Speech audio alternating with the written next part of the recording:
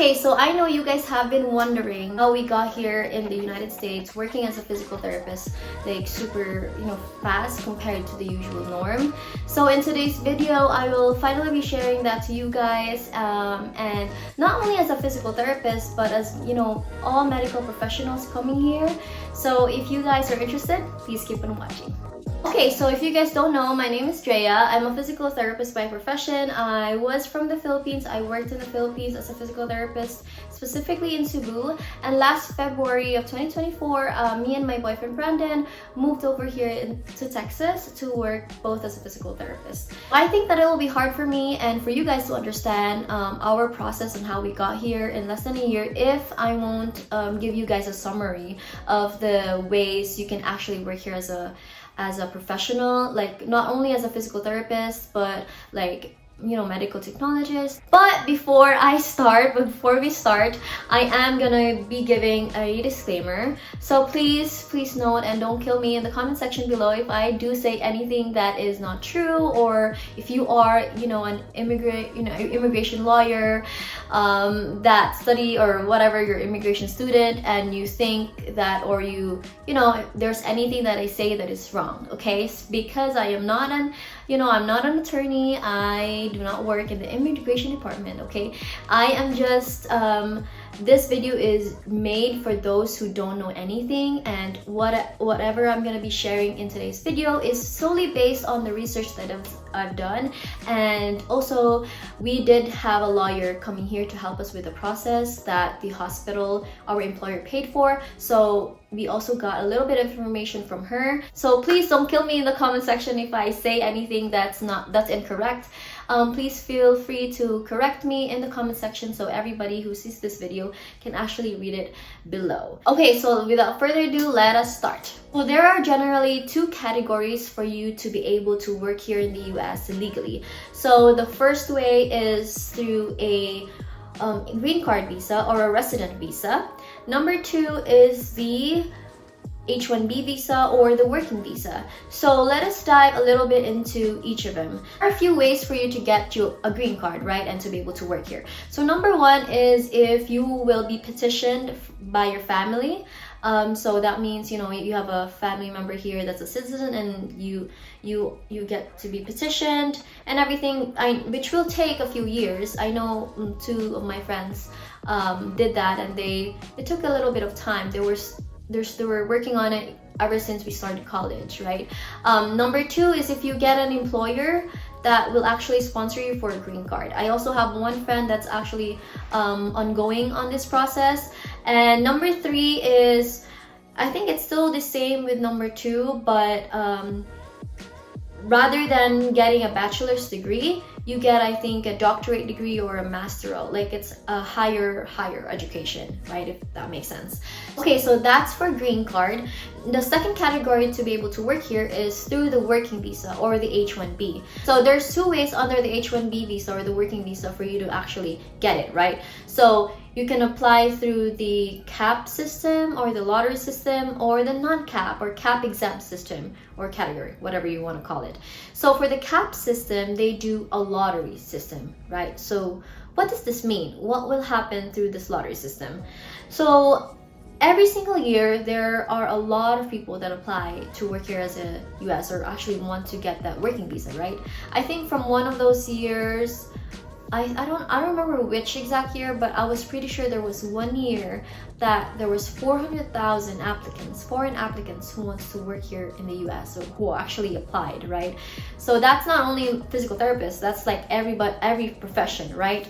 There's a lot of people every single year, right? Obviously, the government doesn't, can't get all of them to come here, like 500,000 people to come here every single year. So they put a cap. So they limit the number of people that can actually work here and get approved of the visa, of the working visa, right? So I think it's around 60 to 80,000 per year that they actually pick out of the 400,000. So you can imagine that's not a lot. That's not a lot at all, and that's including all professions, right? That's not only physical therapists. And so how do they pick the 80,000 out of the almost 500,000? So they do a lottery system. So they just basically put everybody's name in a jar or something, I don't know, and then pick 80,000 people out of those applicants. And the lucky 80,000 will get the visa and work here. Will you get, assurance that you will be picked the first year you apply? No. That's the thing about the lottery system. Other people are lucky that they get picked on the first year they apply, and some people take 7 years, 8 years, 9 years, 10 years. So that's the hard part too. Because if you're lucky and you get picked, I actually know of someone who got picked the first year, and in less than a year, she was able to come here and work as a physical therapist. And I also know a few people who got picked like after 8 years to be here. So it will always depend, right? There's no guarantee at all. So yeah, that's the sad part about it. Like, again, it's a lottery system. The second category under the working visa is the Cap-exempt or the non-Cap system. So basically, you do not go through the lottery system. So you bypass that, which seems really, really good. But your employer has to have specific qualifications for you and the employer to qualify. So number one, it should be a higher education institution. Number two, it should be a non-profit government connected to an institution of higher education. Sorry there, I couldn't read it that well. Number three it should be a government research organization.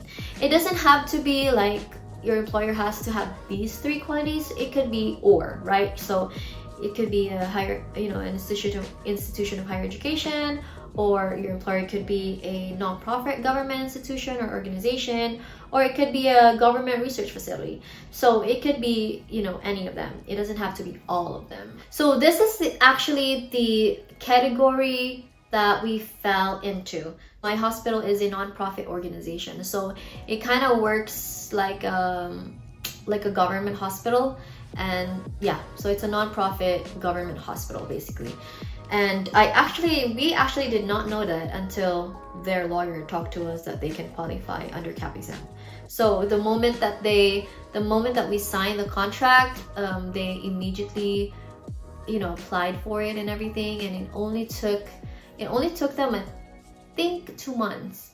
And the only reason why it took us like almost 6 months was the Philippine government, because there was just so many unclear requirements that we had to go back and forth. But other than that, it was really, really fast. They were able to apply for us really quickly. And yes, I know we are very lucky. We are very blessed to be able to qualify under that category and to be able to be here as quickly as we did. But it's not glitter and glamour all the time too. I only know one person who went under the Cap-exempt, and she lives very, very far away from the nearest city. We are very lucky, me and Brandon, because 1 hour 40 minutes away we have a big city. But for some people, they don't. Like, it's really very, very rural, right? Like the next grocery is like 40 minutes away. So there are some like that. And now living in a rural area, even if this is not really the smallest town, but it is still a small town, but it's not the smallest town. And we've been to like very, very small towns that, to be honest, are a little bit scary. So that could be a big disadvantage for some people. Some people want to go to, if you're that type of person who wants to live in a big city, are afraid to be alone in a small town, not knowing anybody, so that might be a big disadvantage on your part, right? Good thing about the cap system or the lottery system is you can choose wherever you want, right? You can live in a city and wherever, right? So I promised myself that this will be just a very quick video, so I think that's it. So yes, answering most of your guys' questions, yes, we did go through the Cap-exempt system. That's why we got here so fast. But to be honest, even though it was great, our life here is really, really great. We're so blessed, me and Brandon. I would never have signed that contract if they didn't get Brandon. apart from my family not really allowing me without Brandon coming here, but even I wouldn't come here if I wasn't with somebody else.